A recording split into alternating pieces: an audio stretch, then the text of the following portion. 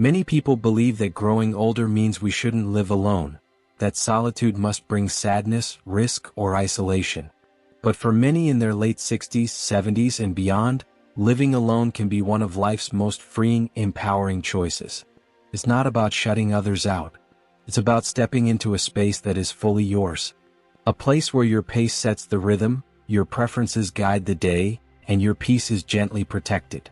Living alone doesn't mean you're without connection. In fact, many older adults find that it brings clarity, emotional renewal, and room to rediscover parts of themselves long buried under decades of doing for others. You're not invisible, you're in charge. And that can be a quiet kind of victory. If you've ever wondered whether independence still has a place in this stage of life, or feared that solitude means being forgotten, let this reassure you. Choosing to live alone doesn't mean choosing to be lonely. It means choosing to live intentionally. Let's explore why this path might be not just wise, but deeply joyful. Number 1. Joy on your own terms. Redefining what fulfillment looks like. Living alone in your later years isn't just a practical decision. It can be a joyful one, a conscious, life-affirming act of choosing what feels good, peaceful, and true for you. There's a myth that says joy must come from others.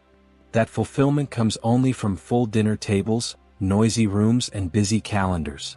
But some of the deepest joy comes from simplicity, from intentional living, not just social living.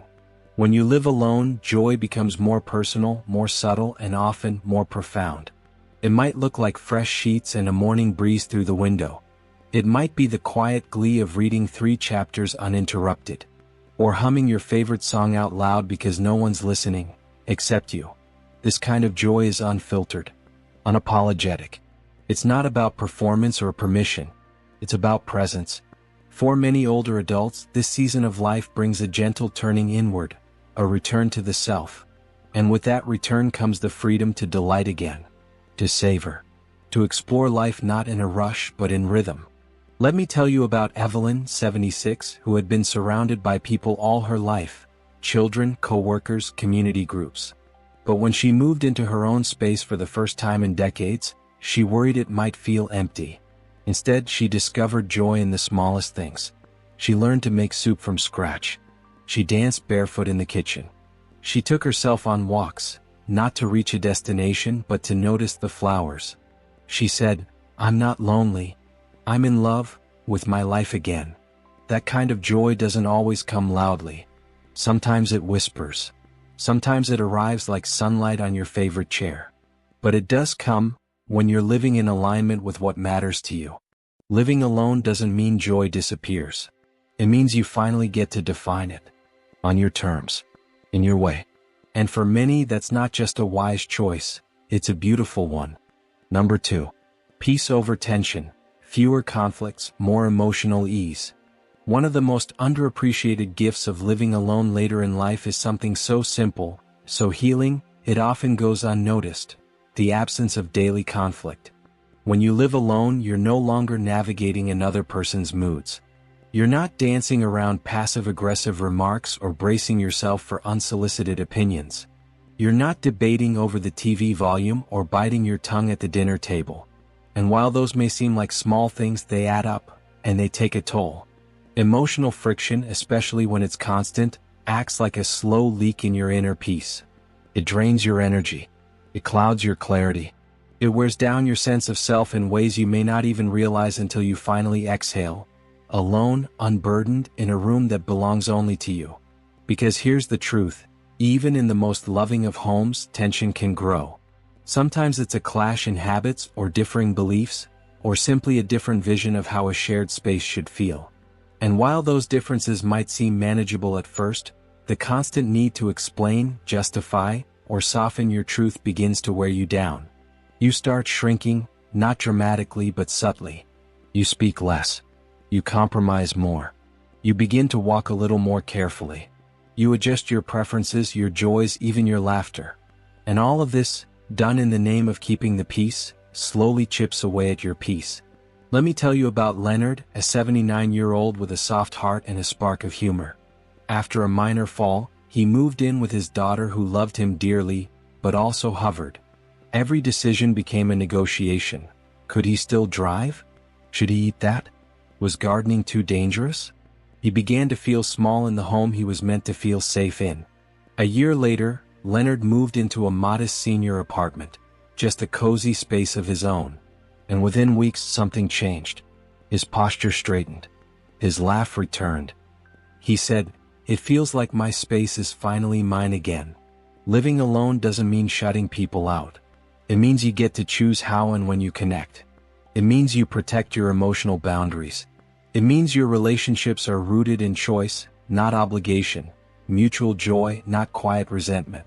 And when you do see your loved ones, your energy is lighter. Your presence is fuller. You're no longer loving from a place of depletion, but from peace, from strength, from wholeness. And that clarity, that ability to love well, not just often, may just be the greatest gift living alone has to offer. If this message brought you a sense of recognition, I invite you to comment number 2 below. You're not alone on this path, your story matters here. And if you haven't subscribed yet, now's a lovely time. Tap the bell to stay close to this growing circle of peace, presence, and thoughtful conversation. Number 3. Resilience in solitude. Rebuilding confidence one step at a time. There's a quiet kind of strength that grows when you choose to walk through life on your own. Not because you must, but because you can. Living alone in your later years isn't just about freedom. It's about rediscovery. It's about gently proving to yourself, day after day, that you are still capable, still reliable, still in charge of your own story. From the outside, it might look simple: paying the bills, calling the plumber, preparing dinner, locking the door at night. But inside, something deeper is happening. Each of those small acts sends a message to your heart and your mind. I can do this. I am capable. I haven't disappeared. I'm still here. For many older adults, there's a quiet fear that independence fades with age. That asking for less might mean bearing too much. But what often goes unspoken is how deeply empowering it can be to manage your own life, safely, intentionally, and with care. Because each time you make a choice, solve a problem, or tend to a need without assistance, your confidence doesn't just hold, it grows. You stop second-guessing. You stop waiting for someone else to lead. You begin to trust the sound of your own inner compass again. Let me tell you about Judith, an 81-year-old who had shared a home with her sister for most of her adult life. When her sister passed away, many expected Judith to move in with family. But she quietly chose to stay. The home was familiar. It held her memories. It held her. At first she was hesitant. Could she really manage everything on her own? But slowly, gently, she found her way. She learned to organize her finances, repaired a leaky faucet, walked her neighborhood with quiet pride. And one day, after making her own doctor's appointment and driving herself there, she sat in the car and whispered aloud, "I didn't know I could still do all this." That moment changed something. It stitched together the version of her who was, and the version of her who still is. Because living alone gives you those moments, the ones that say, "I'm still capable. I'm still strong. I'm still me." And that kind of knowing, that deeply earned self-belief, isn't just comforting. It's protective. It becomes your emotional armor. It helps you face uncertainty with steadiness. It quiets the noise of doubt. And it fills your days not with fear, but with quiet, earned pride. Number 4. A home that heals, the gift of true peace. There's a kind of quiet that only reveals itself when you're truly alone. Not a silence that echoes with emptiness, but one that feels sacred, gentle, undisturbed. It's the hush of a space that belongs entirely to you. When you live alone, you become the curator of your atmosphere. You choose the sounds that surround you, or don't. Maybe it's soft classical music in the background, the soft ticking of an old clock, or simply the rhythm of your own breath. No competing televisions. No footsteps rushing down a hallway at dawn. No raised voices on the phone bleeding through thin walls. Just stillness. Real stillness. The kind most people spend their lives chasing. And that stillness isn't just pleasant, it's powerful. It works on your body in quiet ways. Your heart rate slows. Your breathing deepens. Cortisol, the hormone responsible for stress, insomnia, inflammation, starts to fall. Your nervous system, so often overstimulated in a crowded or chaotic household, finally finds its reset button. Let me introduce you to Helen, a 70-year-old former schoolteacher who had spent 5 years living with her daughter and 2 young grandchildren. She adored them, of course, but her days were filled with motion, requests, spills, tantrums, and noise. At the end of each day she was utterly depleted, not just tired but anxious and overstimulated. When her daughter moved out, Helen didn't just regain her space, she reclaimed her calm. Her sleep grew deeper. Her digestion eased. Even her memory sharpened, not because of pills or therapy, but because her body finally had the space to rest and restore. There's something profoundly healing about waking up without the need to immediately respond to someone. About sipping your morning tea without conversation, unless you choose it. About spending an afternoon without interruption, obligation, or the weight of anyone else's emotional weather. In a world that's always asking for more attention, more reaction, more noise, there is immense freedom in simply being still. Not forgotten. Not alone. Just whole. And for many older adults, that kind of peace isn't something to fear, it's something to protect. Because once you've felt it, truly felt it, it becomes something too precious to ever give away again. If this reflection resonated with you, even just a little, please type number 4 in the comments below. It's a gentle way to let me know you're here, and that this journey speaks to your heart. And if you haven't yet, I invite you to subscribe and tap the little bell icon. That way you'll never miss a moment of encouragement, insight, or calm wisdom crafted just for you. Your presence here helps us grow a space of kindness, clarity, and courage, for yourself and for others walking this same path. Now, shall we continue? Number 5. The quiet power of autonomy. There's something profoundly human, almost sacred, about being able to choose for yourself. To decide what time to rise in the morning. Whether to start the day with a walk, a book, or simply a steaming cup of coffee enjoyed in gentle silence. To play your favorite music without apology. To eat when you're hungry, nap when you're tired, and turn off the lights when you feel ready for rest. These may sound like small freedoms, but for many older adults they are hard-won treasures reclaimed after years, even decades, of living for others. When you live alone, these everyday choices return to you. You no longer need to explain yourself, justify your preferences, or bend your rhythms to accommodate someone else's. You become the author of your own routine again, and in that simple act there is quiet dignity. Autonomy isn't about isolation. It's not about refusing help. It's about preserving your sense of agency, your voice, your right to live in a way that reflects who you are. Because the truth is, even the most well-meaning support from family, especially adult children or caregivers, can slowly, almost invisibly blur the lines between care and control. Schedules shift. Routines are adjusted. And without realizing it, your needs start to take second place. Let me tell you about Margaret, a gentle yet spirited woman in her 70s. After a fall, she moved in with her daughter's family to recover. At first, it was a blessing: home-cooked meals, safety, the laughter of grandchildren. But over time, she noticed something changing.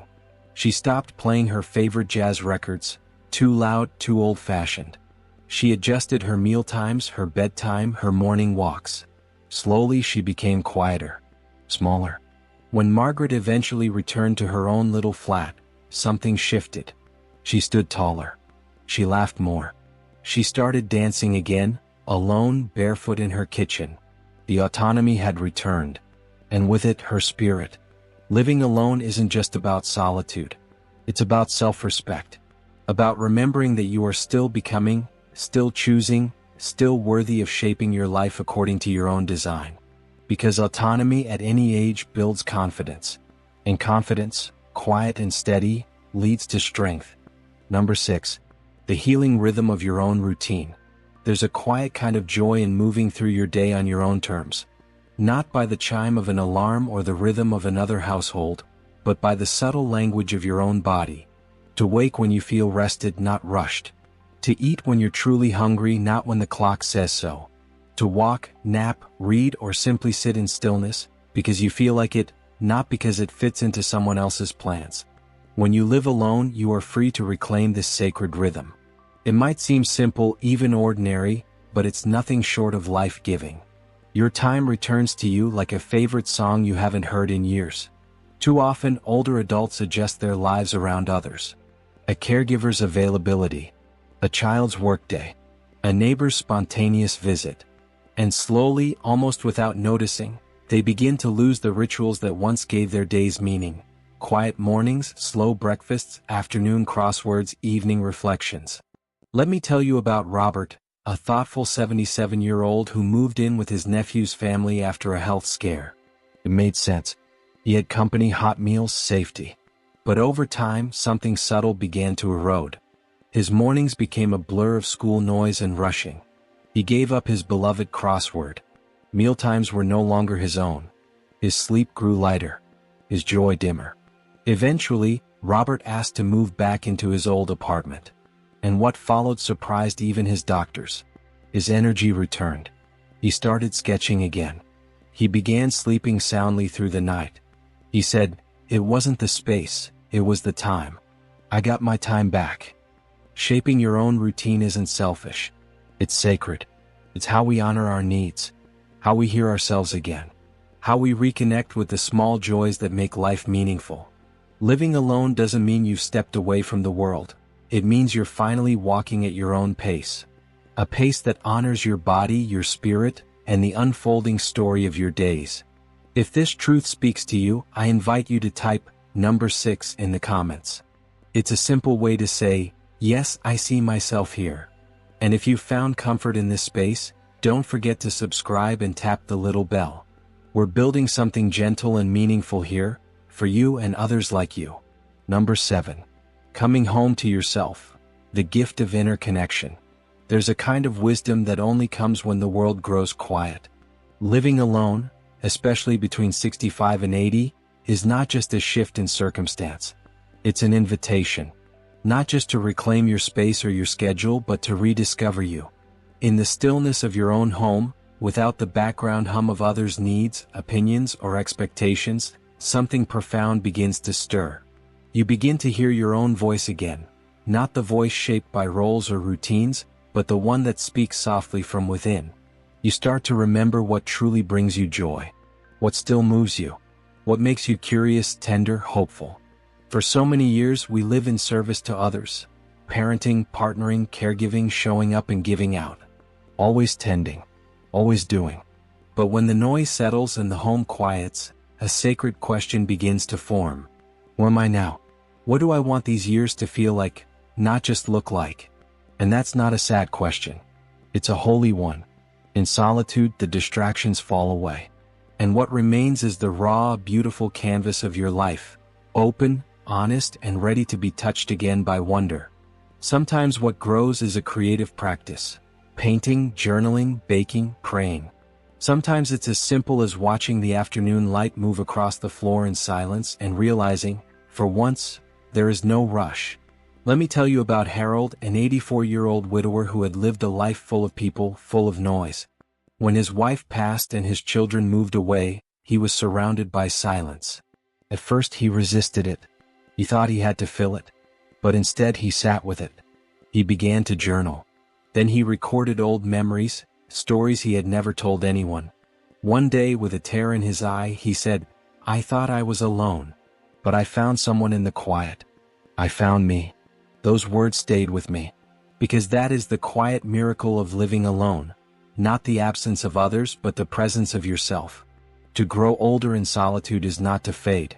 It is to unfold, slowly, honestly, beautifully. And in that unfolding, what you often find is not just peace, but meaning. You realize that aging isn't the end of discovery. It's the beginning of remembering, of returning, of becoming whole. Final thoughts. If you've made it this far, thank you. Thank you for giving yourself the gift of reflection. Thank you for considering the possibility that living alone in this season of life might not be a loss, but a quiet, powerful beginning. Because here's the truth, growing older isn't about disappearing, it's about becoming. It's about unlearning the noise of obligation and reconnecting with your own wisdom, your own rhythm, your own joy. Living alone doesn't mean you're alone in the world. It means you are choosing your space, your peace, your path. You are not less because you're doing it solo. You are more present, more grounded, more you. So whether you're already living alone, considering it, or simply needed a reminder that your life still belongs beautifully to you, I hope this video helped you feel seen, strong, and supported. If this journey spoke to your heart, leave a comment below, just a few words or even the number of the reasons that resonated most. I'd love to know which part of this message felt true for you. And if you haven't already, please subscribe and turn on the little bell. This channel is growing into a circle of calm, clarity, and connection, and you belong here. You are not behind. You are not fading. You are unfolding. And the best parts of your story? They might still be ahead.